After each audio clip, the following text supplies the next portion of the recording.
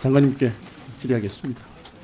고령화에 따라서 장기 요양보험 제도의 적정 운영이 굉장히 중요한 상황이 됐습니다. 장기 요양보험 제도는 잘 아시다시피 요양 등급을 부여받은 노인들이 요양병원이나 또는 제가 해서 요양 서비스를 이용할 수 있게 하고 그런 제도인데요. 네. 상당수 이 등급 부여받은 분들이 의료기관인 요양병원을 이용하고 있는 실정이다라는 자료들이 있습니다. 최근 5년 동안 등급 판정자 중 요양병원 입원자 비율을 살펴보면은 전체 등급 판정자 중에 약 16.9%, 약 17% 정도가 요양병원을 이용하고 있는 통계가 나오고 있습니다. 그 원인이 뭐라고 생각합니까? 그러니까 우선은 두 가지인데, 하나는 인구 고령화에 따라 가지고 장기 요양 대상자 자체가 늘어나는 것도 하나가 있고요. 또 하나는 이제 그 돌봄 체계가 완벽하게 갖춰지지 않다 보니까 필요 이상의 장기 입원을 하는 경우도 많다고 생각이 됩니다. 그렇죠. 그 통계 자료를 보시면은 이제 1, 2등급 비교적 중증인 분들은 의료적인 조치가 필요할 가능성이 많은 분들이겠죠. 그래서 요양병원, 의료적인 그런 그 치료를 받아야 될 가능성이 많은 그런 분들이라고 보겠지만 3, 4, 5등급 이런 분들이 과연 얼마나 의료적인 치료 때문에 요양병원에 입원하고 있는지에 대해서는 좀 의문이 있습니다. 건강보험 심사평가원에 따르면 요양병원 입원한 환자들 중에 약 50%, 49.1%인데요. 180일 이상 장기 입원한 분들이 이렇게 많습니다. 이런 상황을 종합해 보면은 장기 요양보험의 대상인 그 등급 판정자 중에서 의학적으로 굳이 입원할 필요가 그렇게 많지 않은 그런 필요성이 낮은 분들이 요양병원에 장기간 입원해서 실질적으로는 의료 서비스, 즉 치료가 아닌 사실상 돌봄을 받으면서 의료비를 지출하고 있는 현상이 아닌가, 이런 걱정이 됩니다. 이게 사회적 입원이라고 하는데요. 이러한 사회적 입원이 늘면은 결국은 건보 재정에 과도한 부담을 주게 되고, 2021년 기준으로 보면은 전체 입원 진료비의 15.8%, 약 5조 5,900억 정도가 그 요양병원의 입원 진료비로 사용된 것으로 나오고 있습니다. 이 제도 그 취지를 보면은 돌봄 서비스는 장기 요양보험으로 커버하고 의료 서비스는 건강보험이 나눠서 담당하기로 하는 것인데, 현재는 건강보험에서 돌봄 서비스까지 상당 부분 떠맡아야 하는 이 왜곡된 현상이 발생해서 건강보험 재정이 과도한 부담을 부담하게 되고, 이것은 단순히 장기 요양보험의 부담이 건강보험으로 이전되는 것이 아니라 건강보험에 그러니까 굳이 입원할 필요가 없는 분들이 입원을 해서 좀 불필요한 그런 재정의 누수가 될 수 있다라는 그런 것으로 해석될 수 있습니다. 그래서 장기적으로는 요양병원에 입원해 있는 분들을 돌봄 영역으로 이전시키고, 그 다음에 각 제도가 각각의 목적대로 운영될 수 있도록 정비해야 할 필요가 있는데, 장관께서는 이에 대한 대책이나 이런 것에 대해서 좀 간단히 말씀해 주시죠. 정확한 지적이시고요.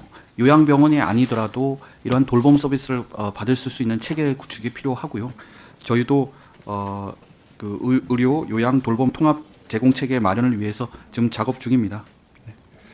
제 경험으로 보면 이제 돌아가셨습니다만 저희 어머니 같은 경우는 이제 돌봄이 필요한 상황인데 가끔 의료적인 그런 그 치료가 필요해서 요양병원에 잠깐 모셨던 적이 있어요. 근데 저희가 생각하기에 이렇게 썩 모실 만한 여건이 상황이 안 좋다고 해서 다시 이제 집에서 모시긴 했는데, 의료가 필요한 돌봄 이 환자들, 이런 환자들이 적기에 의료 서비스를 받을 수 있는 그런 시스템이 좀 필요하다. 그 부분에 대해서 좀 대책이 필요한데 그걸 어떻게 해결하실 겁니까?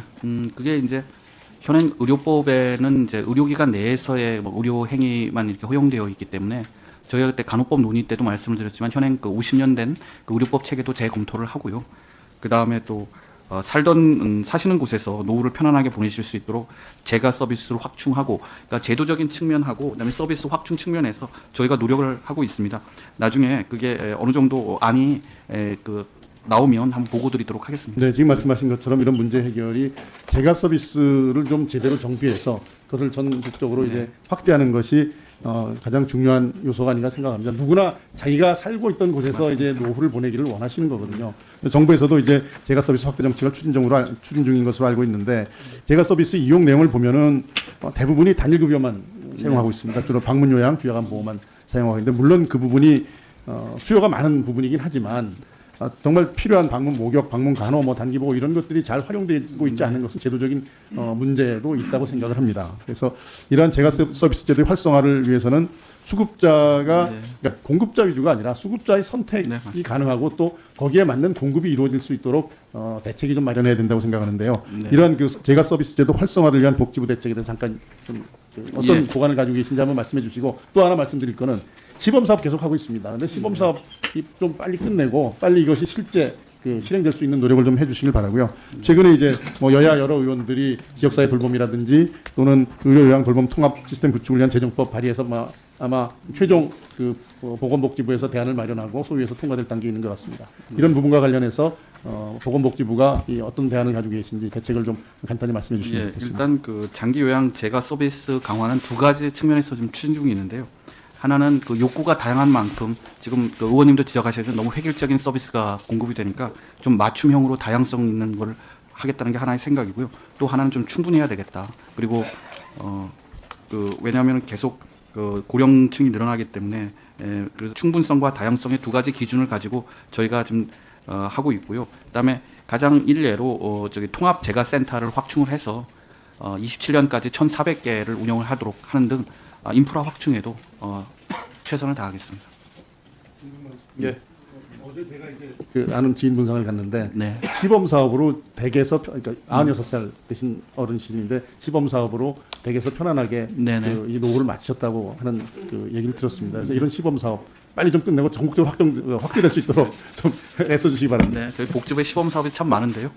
하여튼 본 사업 들어가기 전에 좀 이게 착오를 좀 축소하기 위한 방법, 그다음에 이제 재정 여건 등을 고려해가지고 시작하는 건데 지금 말씀하시는 것처럼 본 사업이 빨리 추진될 수 있도록 노력하겠습니다. 예, 수고하셨습니다. 다음